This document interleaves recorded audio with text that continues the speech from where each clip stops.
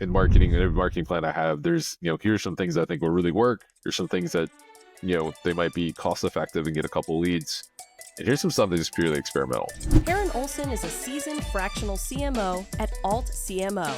He empowers construction and construction technology companies with strategic marketing vision and execution. His deep industry knowledge stems from leading the brand Constructors, establishing him as a nationally recognized thought leader, and authoring the influential Construction Executive's Guide to Brand Marketing. And I think you can do the same thing with projects. I mean, things move. If you only did multifamily, you're going to take a hit right now or you only did offices, right? Pre-COVID, you only did office buildings. Right now, you're getting killed. So most construction companies, I don't really recommend doing just one sector. You need to do at least a few.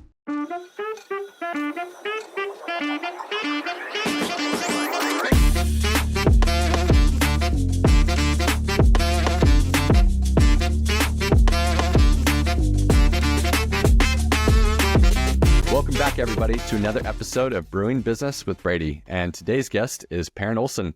And we are so excited to have you, Perryn. Thanks for being on the show today. Yeah, thanks for the invite, Mason. I do feel like this is the first episode of the year where both myself as host and the guest, we are wearing sweaters, so you can obviously tell what season we're in. So this is good that we have finally hit cold weather in these Gulf Coast states, right? That Perryn's over there in New Orleans and I'm in Houston. So yeah, finally we hit some cold weather, right, Perryn? Yeah, I intentionally wore a sweater for you today. I was like, we're going to know when we recorded this thing. So Perryn's actually sweating profusely underneath that sweater, as am I. But yeah, it literally just turned cold the other day. That it was a warm summer day in Houston until just a couple of days before Christmas. So well, obviously this is Brewing Business with Brady, Perryn. That I got my coffee in hand here. What are you enjoying first thing in the morning here? Ice water. Nothing fun. Yeah. Not a coffee drinker. So yeah, I'm ice water until about mid-afternoon. I'll crack a Coke Zero, cherry Coke Zero at that. So it's been really interesting to hear what everybody starts their morning with. That I've heard more newer stuff like AG1. It's supposed to be like a greens, like dried greens probiotic or prebiotic drink. And then I brought that up with somebody the other day, and they're like, "Yeah, do you know the difference between prebiotics and probiotics?" I said, I didn't even realize they were two different, like, I didn't know that there were two different words there. And I still don't understand the difference, but it's pretty incredible what people are drinking in the morning now. Oh yeah. And I used to work at an agency that we had espresso and stuff. Most team members would have 3 espressos before lunch, sometimes before 10 a.m. And so quarter of the afternoon, they were dead.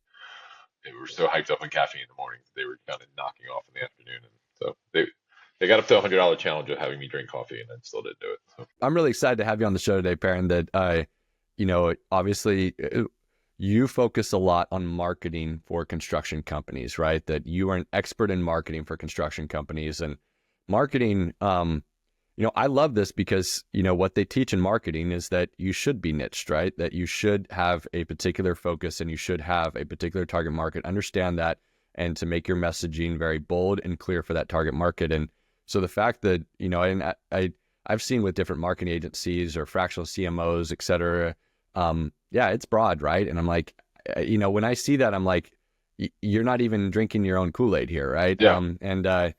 But you particularly focus with construction industries. And so this is just wonderful because, we see it a lot that, these construction business owners, they go about, starting their companies. They were working for another company as a project manager. They go about starting their company and they're able to get their licenses and bid on some jobs. But then the idea is how do you continue to grow that owner can't be doing all the estimating themselves. They can't be out to market themselves. They have a company to run. And so they've got to figure out a marketing plan, right? They've got to figure out who they are and who they're targeting. And so really, even we've seen that a lot of construction companies, they miss the mark when aligning marketing with their business goals. That you go on their website and it's not clear, like who are these people and who do they want to work with? And what are the biggest mistakes you've personally seen, and how can these construction companies, how can they resolve them? It is, you don't have to necessarily niche down in construction so much, but you still need to kind of pick a few market sectors you want to work in, or types of buildings or size of buildings, things like that. And some of that's natural, just what kind of equipment you have. if you only have a lift that goes 40 feet in the air, you can only do certain size buildings, or so some of that is very natural. But you're essentially, the biggest issue I think in construction is they're chasing work they have no chance of winning. So now they're killing themselves, and it takes time to put together an estimate. It takes time to put together a proposal. It takes time just interacting with the client. So just doing the shotgun approach is, I'm going to try to go win, 100 projects. How are you going to do that?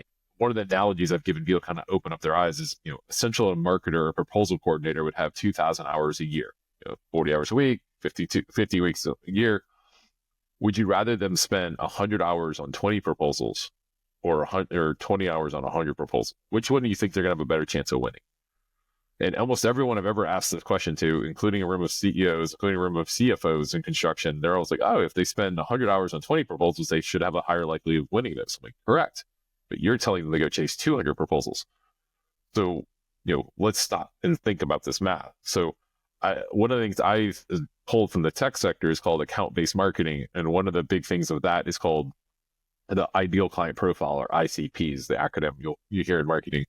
And it starts with, who's your ideal client? And I love the word ideal, because it's who's the ideal, not the who can we work with. We can figure anything out. Like, I work in construction, but if somebody calls me up and says, hey, I have really this, and then somebody I know, I might work with them if they're out of my market.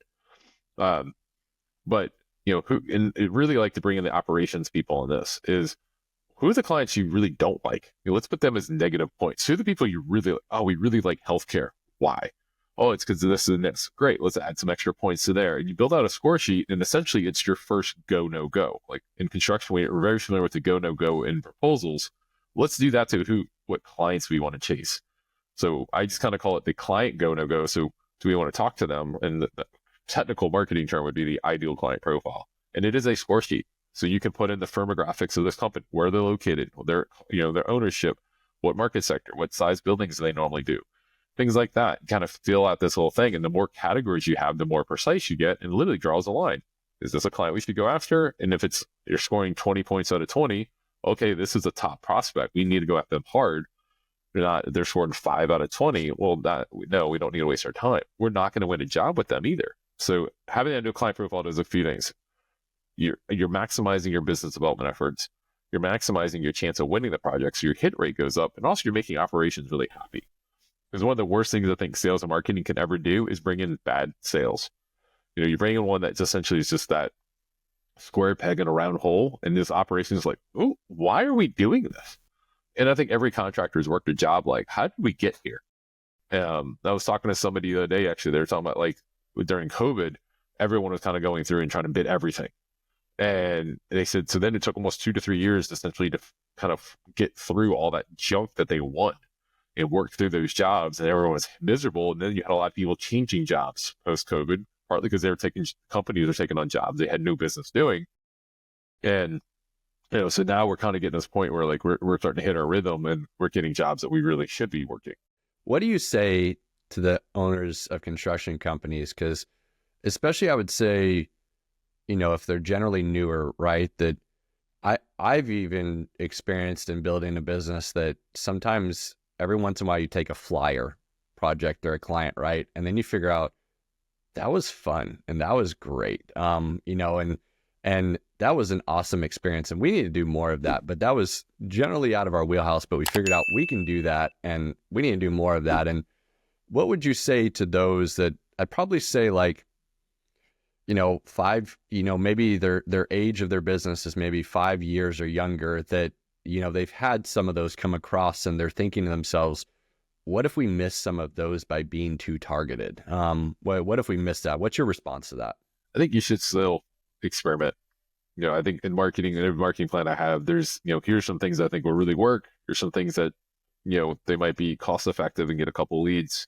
And here's some stuff that's purely experimental. Yeah. And I think you can do the same thing with projects. I mean, things move. If you only did multifamily, you're going to take a hit right now, or you've only did offices, right? Pre-COVID, you only did office buildings. Right now, you're getting killed. So most construction companies, I don't really recommend doing just one sector. You need to do at least a few. There's that ice cold water coming in there. Yeah. Allergies are killing me right now. It's also that I'm it's allergy season. So. Yep. I agree with that. And I mean, diversification is important, right? And I think, communicating to your team too that, hey, this is a bit experimental. We don't know. And I think being transparent with your team that, like you said, otherwise your operations team is going to be sitting there thinking to themselves, why are we doing this if you're gung-ho on it?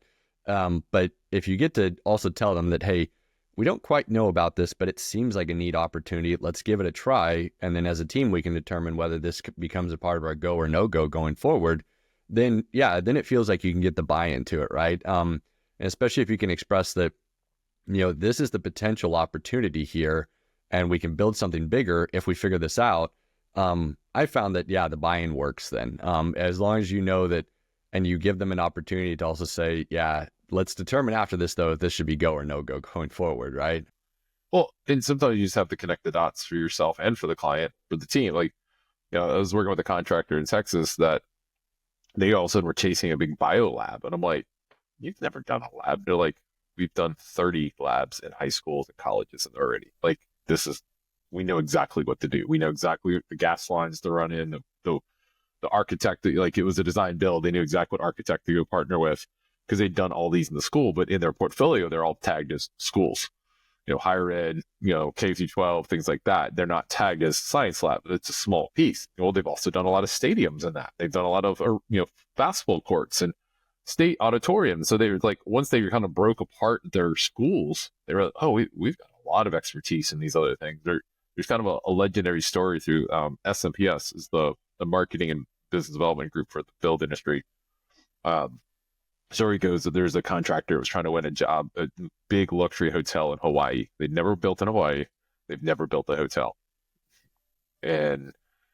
But they realized they built a lot of office buildings. They built a lot of apartments. They built a lot of prisons. They built a lot of hospitals. What all four of those things have in common is small rooms, multi-rooms.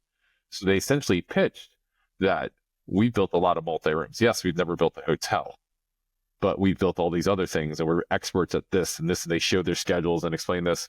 And essentially, we want to do this because we want to plant a flag. And this is a new market sector we want to go after because we see all this. We want to grow in Hawaii and all these things. It went so well. Not only did they win, the selection committee walked out and told the other two contractors sitting in the waiting room to leave.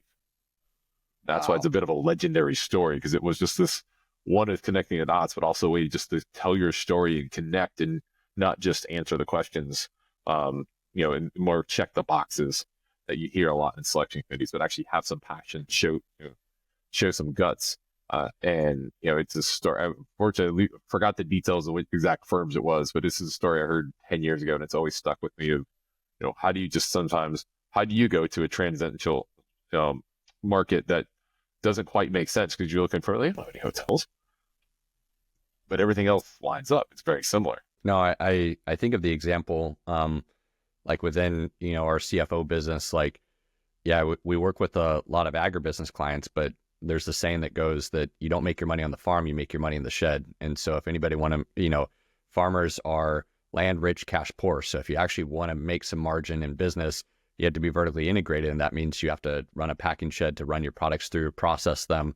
And then even then, oftentimes you have to run the logistics and transportation to get to the final retailer. And so, when people, because we have such a strong agribusiness presence too, when people say, can you do manufacturing? It's like, and we go backwards in front of that too, so go ahead. Yeah. Well, and this is what's cool about niching. I never would have thought to talk about this with you. Is I have a client that's actually launching an app for farmers about how to drain their farms with data. And I never would have thought to talk to you about that. You could actually be a great influencer for that market or a reseller for them. And never would have dreamed of doing that because, I never knew that was an something that you've done a lot of. And that's one of those things about niching is, like, I meet some people like, oh, you're in construction. I don't have any client. I don't know any construction. Okay. But man, 6 months from now, a year or two from now, and they're like, hey, my client needs help in marketing with construction. You're the first person I thought of. I'm like, yeah. So sometimes it is a waiting game. And that is a little hard in construction. You obviously have, keep the machine going, keep the people, employed and stuff. We're going to avoid furloughs. And that's why you want to have multiple market sectors, where you don't want to do every market sector. One of the things I hate when I go to a contractor site, architects, engineers as well, and you look at their practice areas or their market sectors, and it's like a list of 15. Yeah, and they're called specialties. Like, unless you're massive, you do not specialize in 15 market sectors. It's also fun when you go look at some of these market sectors. There's like one project. I'm like, okay, let's get realistic here. There's very few companies that can actually be a specialist in every one of those, and generally they're the massive companies everybody knows. They're on the top of the NRL. And I can't help but think, like, I mean, just even some of the wording and the messaging around that could just be so simplified. Like, you pick the top 3 of those that you are specialized in, and you say that we specialize in these, but we also do serve these other segments, right? Like, but you say that you specialize, and I think to this whole thing that plant your flag, but the reality is people will remember that, hey, you are the expert in this, but that's not going to stop them from saying, yeah, I know that you're the expert in this, but can you also do this, right? Can you do this other thing? That's not going to stop. I've never heard of somebody that's planted their flag and said that they didn't get opportunities in other segments.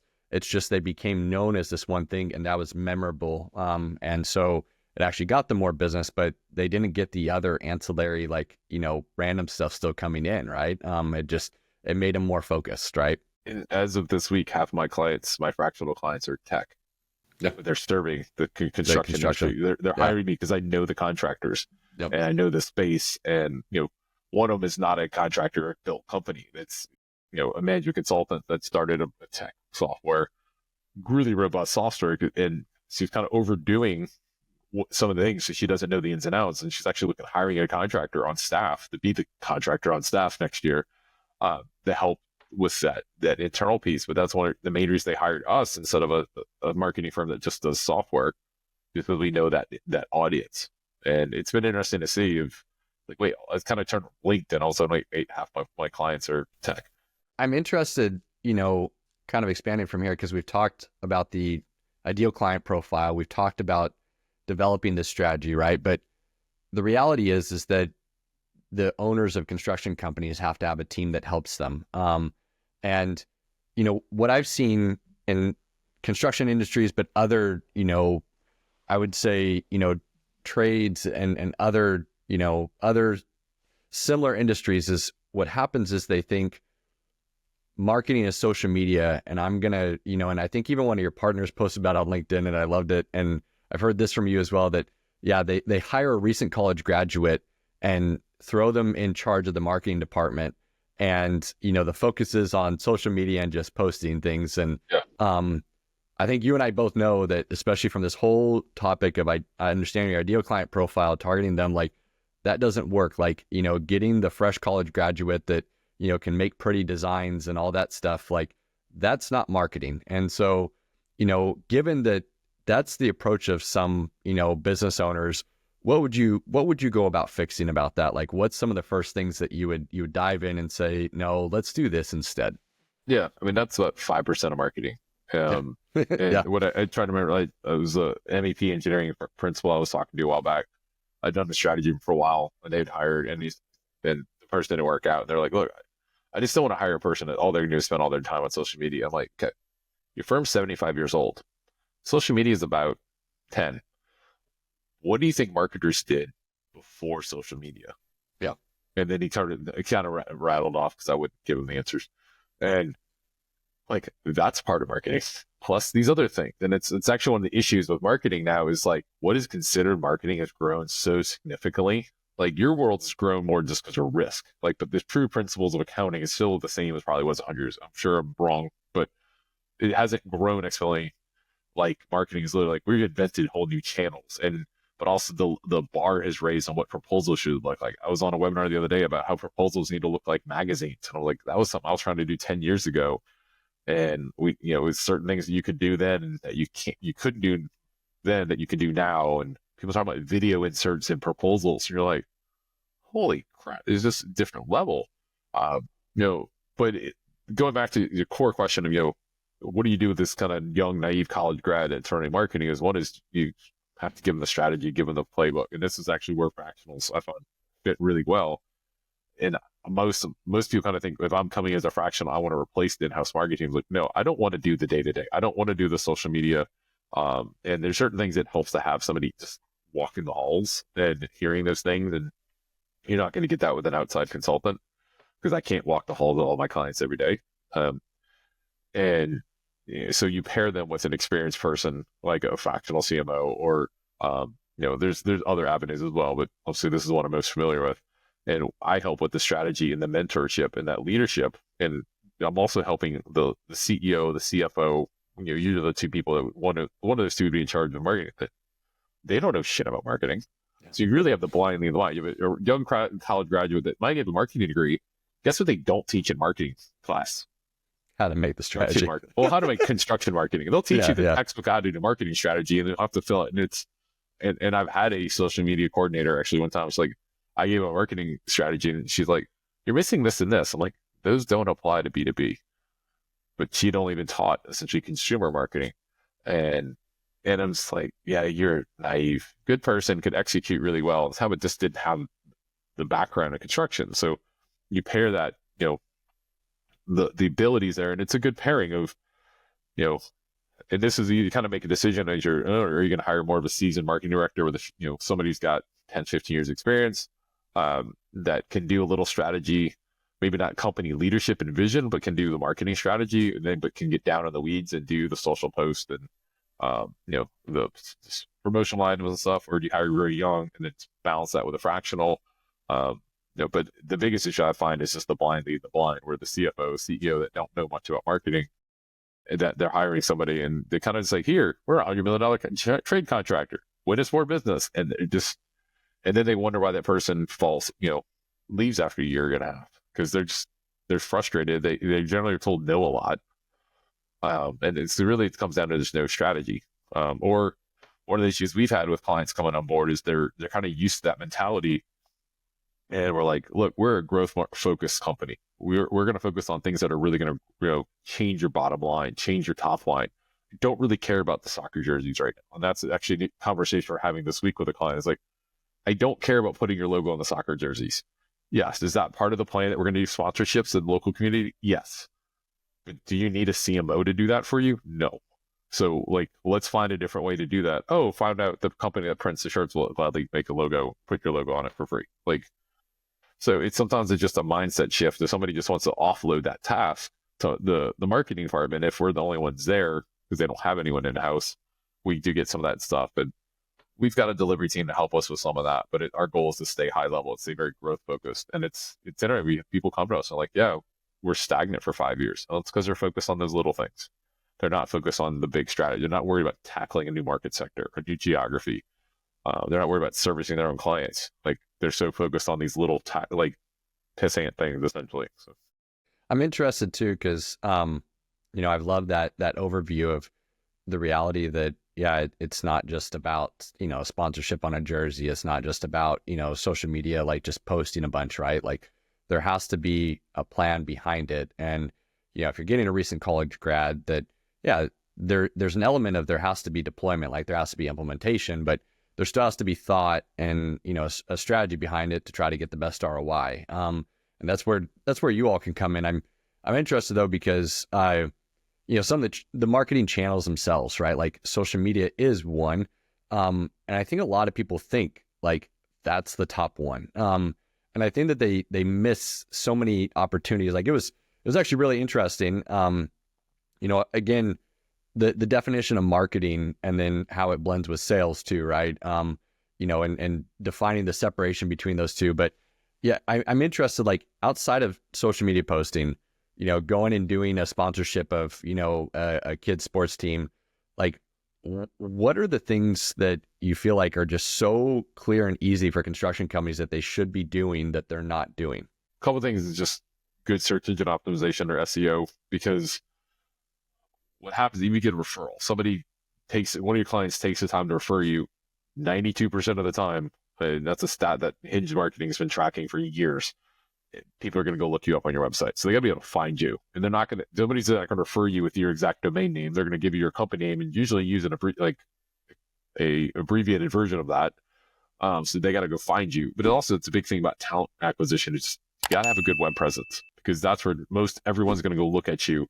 And it's an issue I've had in the industry since I started 2 decades ago. Was I'd have these old timers kind of tell me, "Well, we don't sell buildings off our website." I'm like, "Yeah, but you lose them.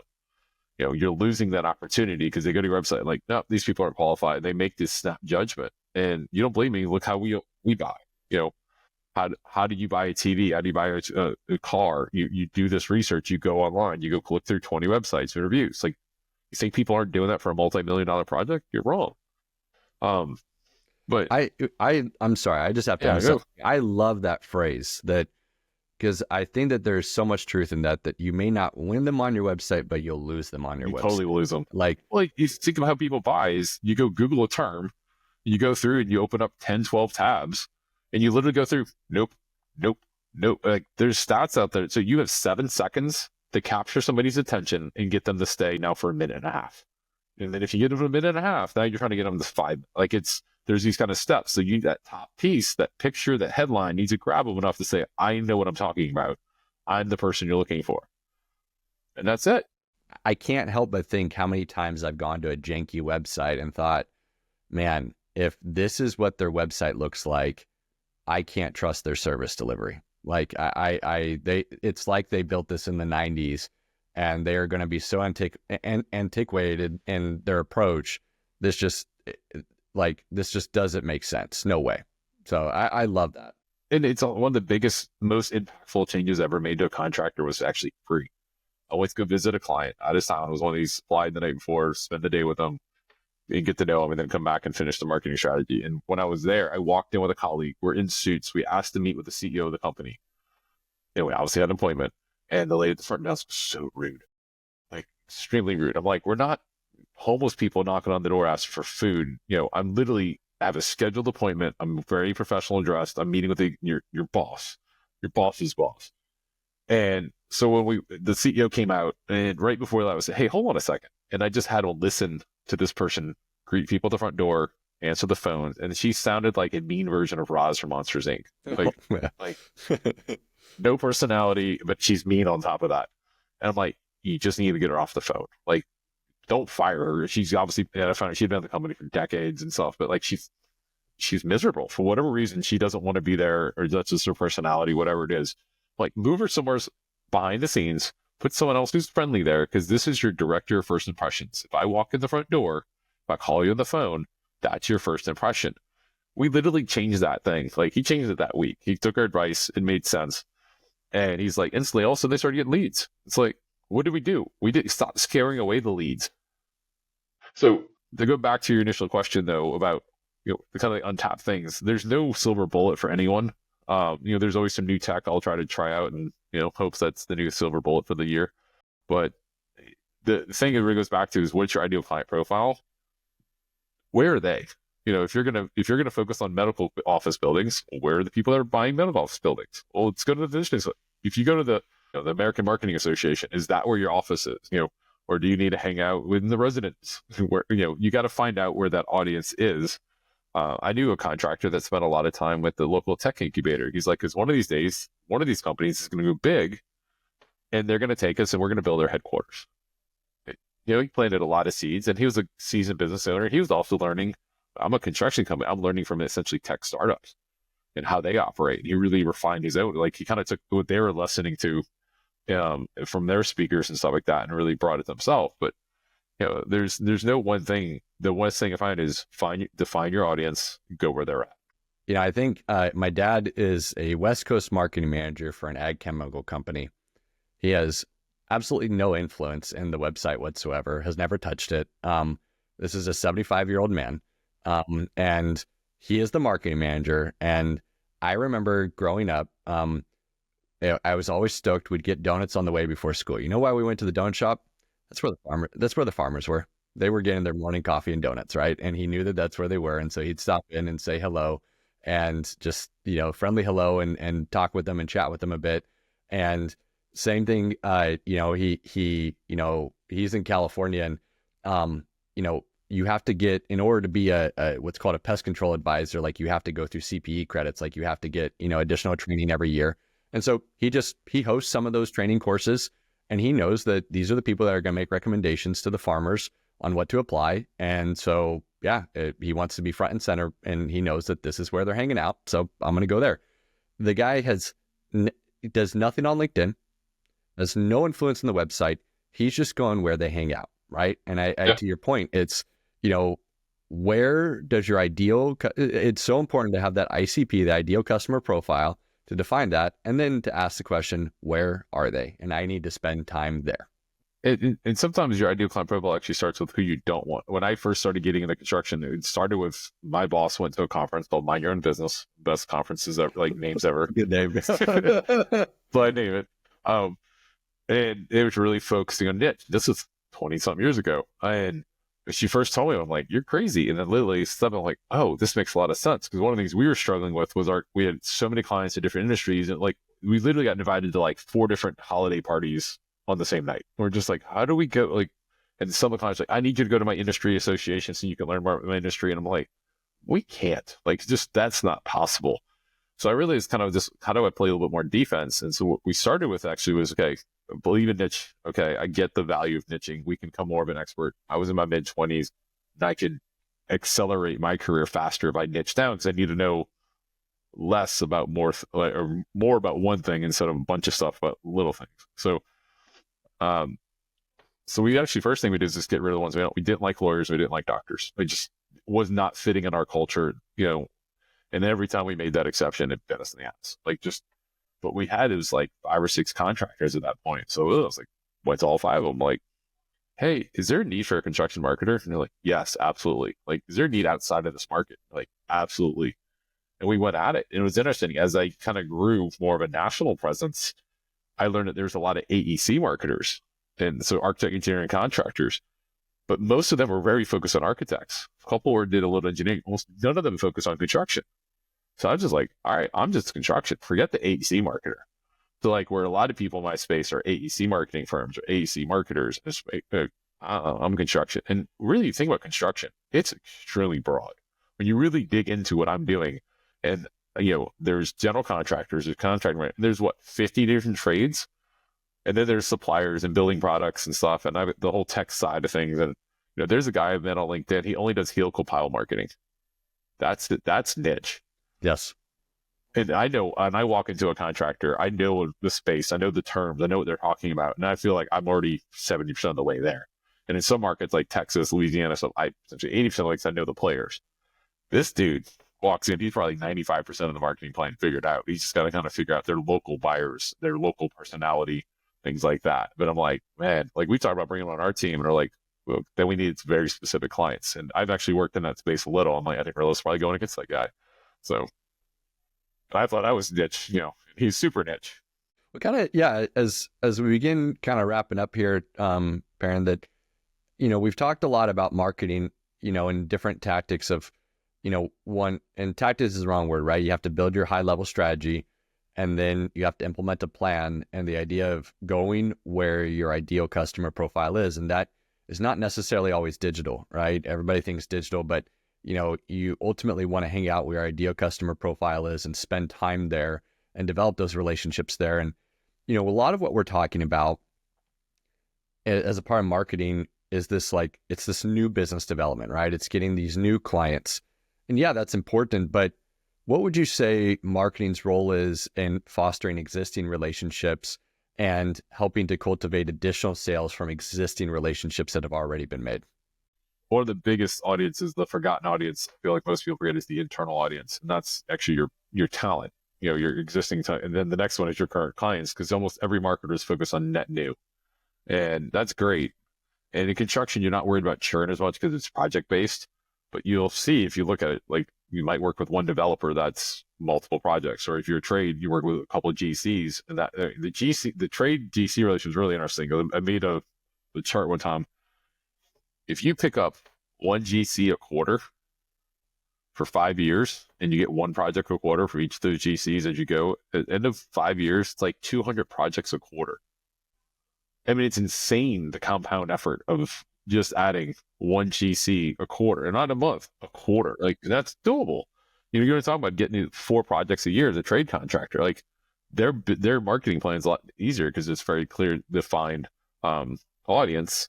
And basically, if you do good work, they're going to hire you again, and they're going to hire you. You're generally trying to get in with one GC and then trying to work laterally across the other PMs, the estimators, pre-con, things like that. But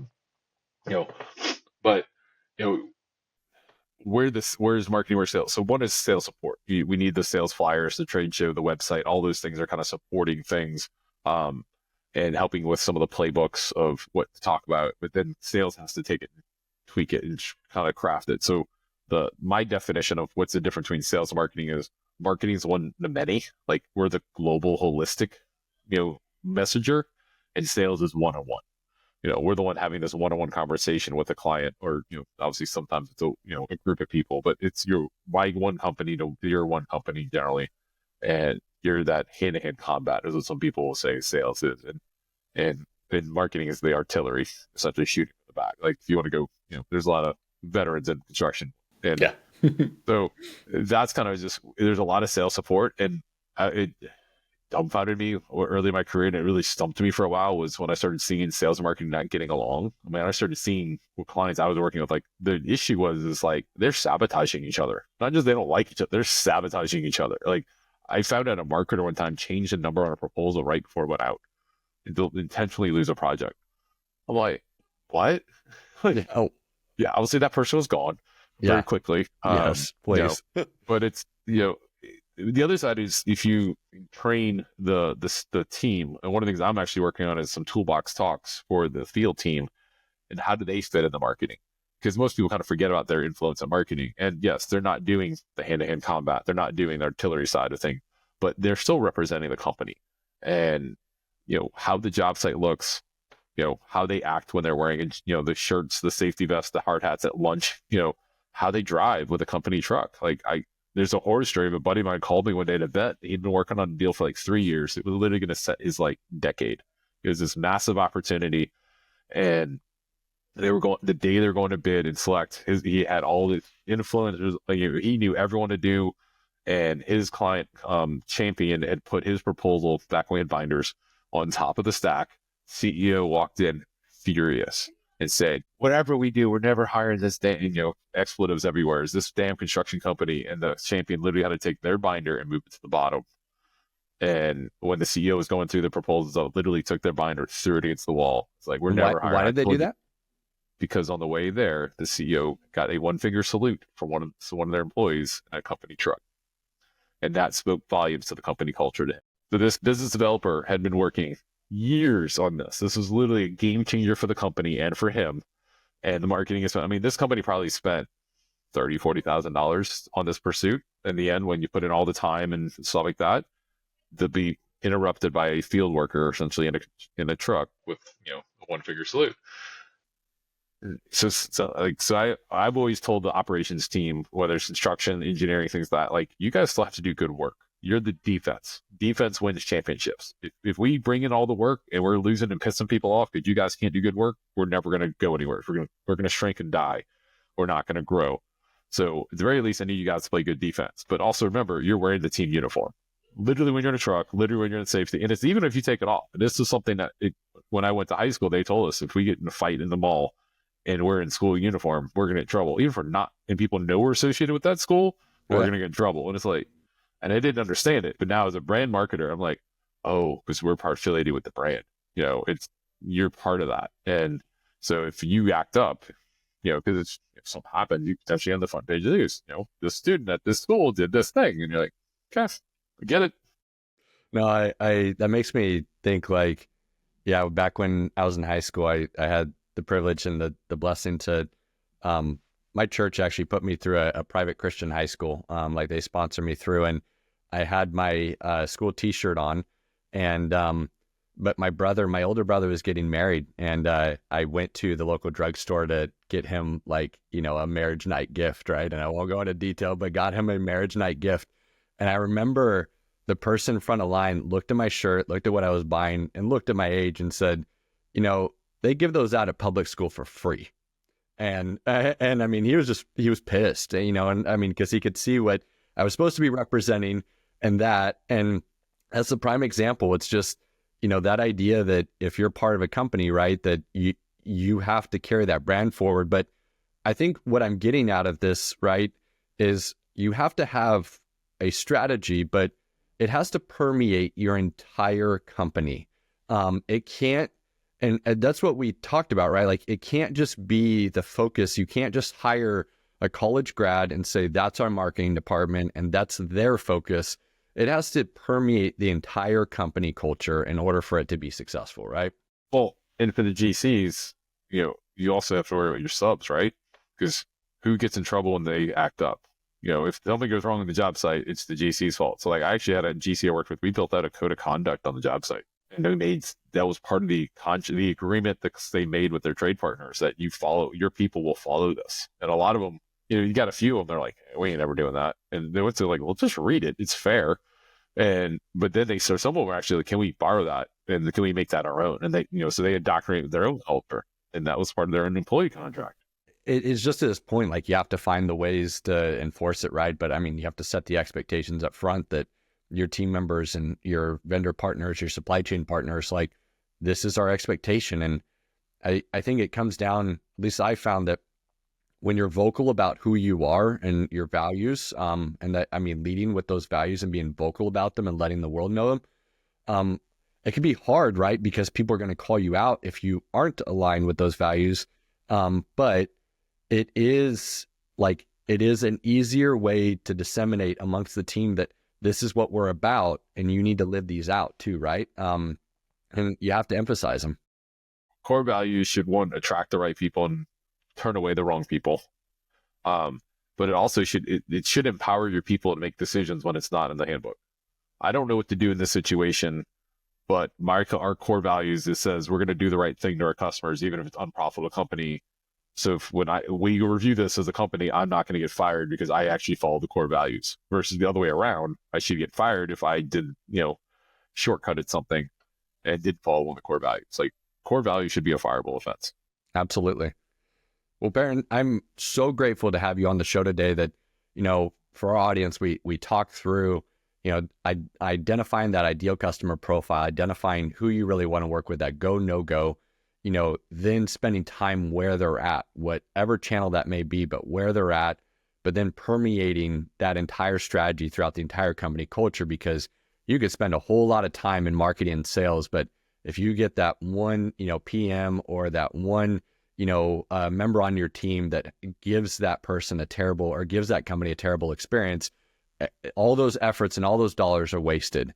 And so there are some key takeaways for, construction business owners here, construction companies. But is there anything else you'd like to leave our audience that, hey, this is one thing that if I could solidify today that I want them to walk away with?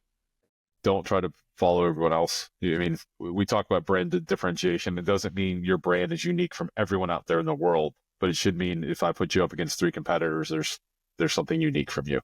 Yeah. So, and it's not just a good thing, or it's safer to actually have some personality. If you look at the celebrities we celebrate, they generally are unique, not one amongst the millions. So you use that when you're trying to be kind of faded to the background. That Lady Gaga with the meat suit, right? That's a bit extreme, but right? You remembered it. Yep, certainly do. So, well, thank you so much, Perryn, for being on the show with us today. That really love these highlighted examples for the audience. And yeah, I just really appreciate having you. So, we're probably obviously going to release this after Christmas, but I do hope you have a wonderful Christmas nonetheless. And thank the good Lord for some colder weather for both of us on these Gulf Coast states. So yeah, thank you so much, Perryn. Really appreciate having you. I enjoyed the conversation as well. Thanks so much, Mason. Awesome.